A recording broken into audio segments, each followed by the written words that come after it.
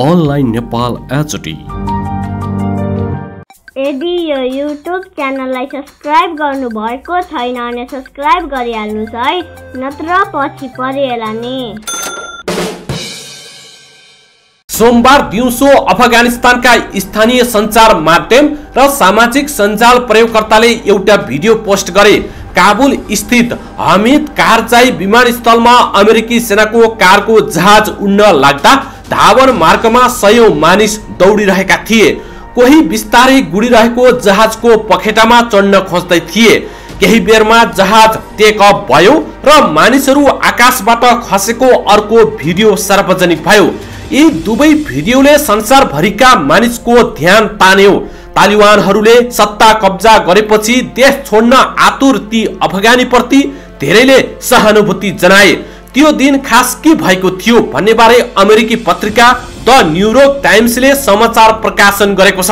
New York टाइम्सका अनुसार उक्त घटनाको अमेरिकी सेनाले अनुसन्धान गरिरहेको छ। धावन मार्गमा मानिसहरू दौडिँदै जहाज उड्दा कति मानिसको मृत्यु भयो भन्ने यकिन भइसकेको छैन। एयरफोर्सको उक्त जहाजका पाइलटहरूले भने ल्यान्डिङ चक्कामा मान्छेको शरीरका अङ्ग भेटिएको बताएका छन्। तालिबानहरूले काबुल कब्जा गरेपछि अमेरिकी सेनाले आइतबार र सोमबार काबुल विमानस्थलमा जहाजबारे निर्णय गर्ने अधिकार पाइलटहरूलाई नै दिएका थिए। आइतबार राति C-17 जहाजले आफ्नो क्षमता भन्दा झण्डै दोब्बर मान्छे राखेर काबुलबाट उडान भरेको थियो। अफगानीहरू जहाज भित्र चढिसकेपछि पाइलटले यति त लिन सकिन्छ भनेर उक्त जहाज उडाएका थिए।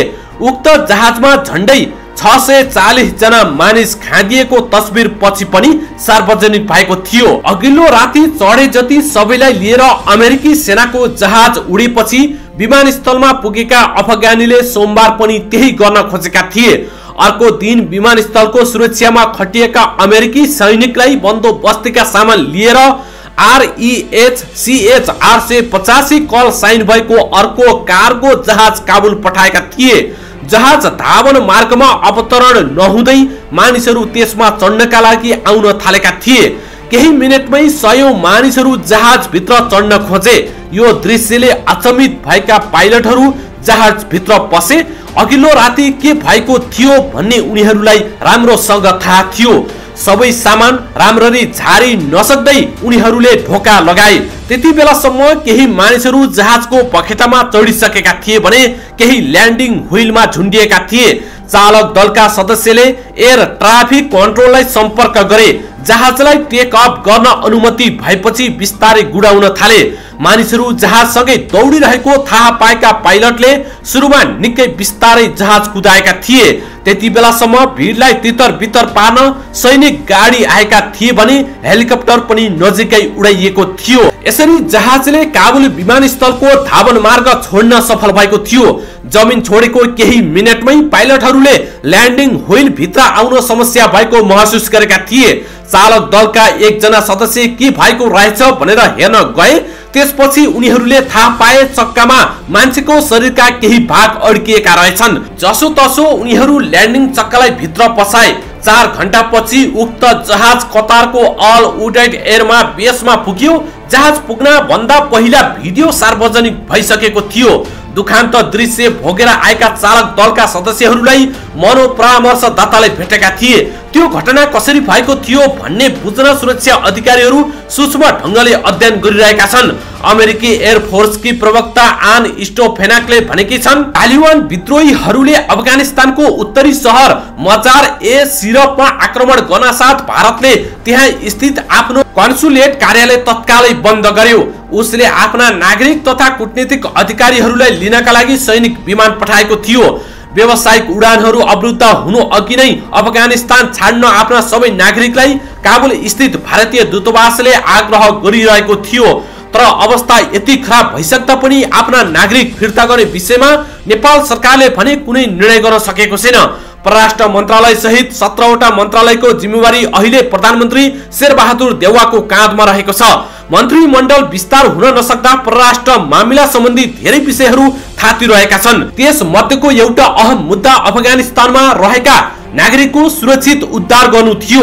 बिहीबार संसदमा बोल्दै पूर्व गृहमन्त्री तथा एमाले सांसद खगराज अधिकारीले अफगानिस्तानमा रहेका नेपालीहरूको उद्धार नगरिए संसदले चलन नदिने चेतावनी दिएका थिए।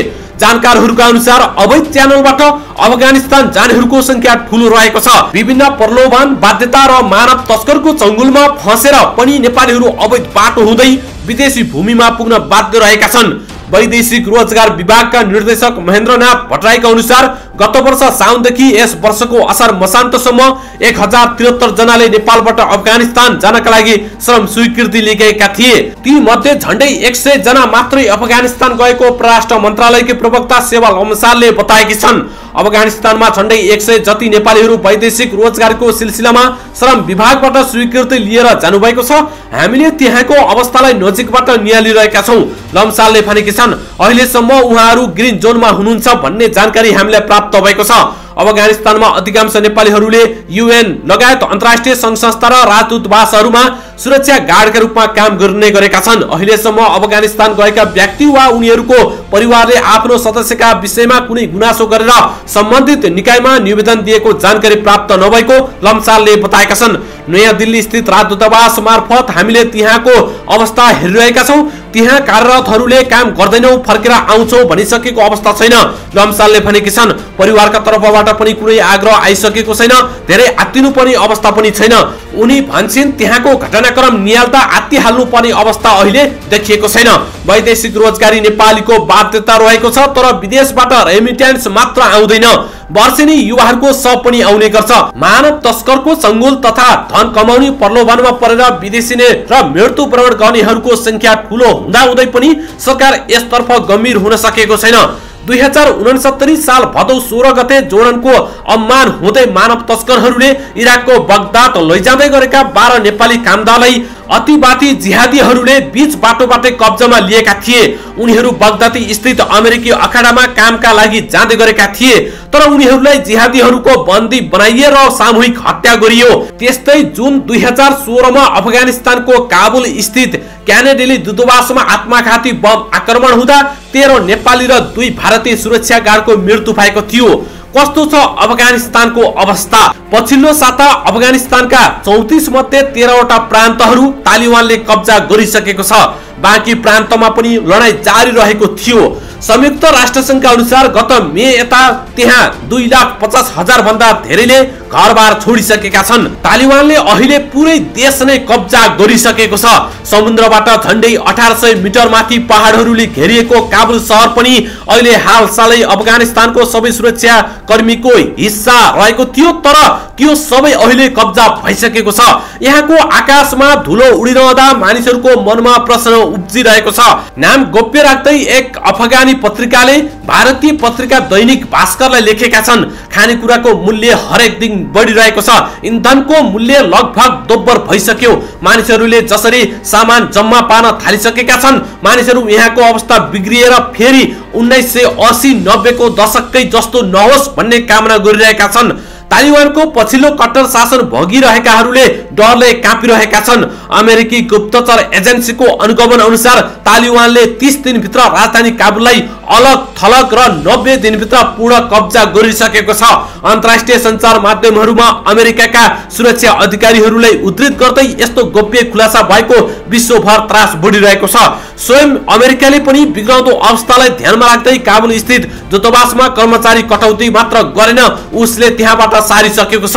ऊ अहिले फिर्ता भइसकेको छ।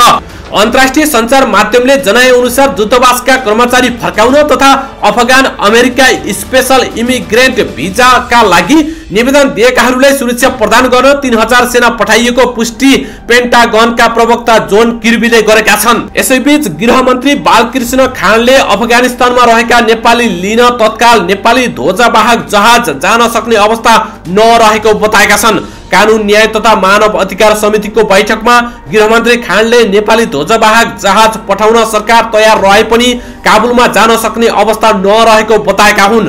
उनले अन्य माध्यमबाट छिमेकी मुलुक हुँदै नेपालीलाई ल्याउने पूर्व तयारी गरेको पनि जानकारी दिएका छन्। अफगानिस्तानमा विभिन्न क्षेत्रमा रहेका नेपालीहरूको तथ्याङ्क संकलन गर्ने काम भइरहेको र कति नेपाली आउन बाँकी छन् भन्नेमा सरकार निरन्तर संवादमा रहेको उनले बताएका छन्। अफगानिस्तानको घटनामा नेपाल तटस्थ रूपमा उभिएको समेत गृहमन्त्रीले बताएका छन्। समितिले अफगानिस्तानमा रहेका नेपालीको मानव अधिकारको स्थिति, सुरक्षा, उद्धार सम्बन्धमा सरकारसँग छलफल गरिरहेको जानकारी दिएका छन्।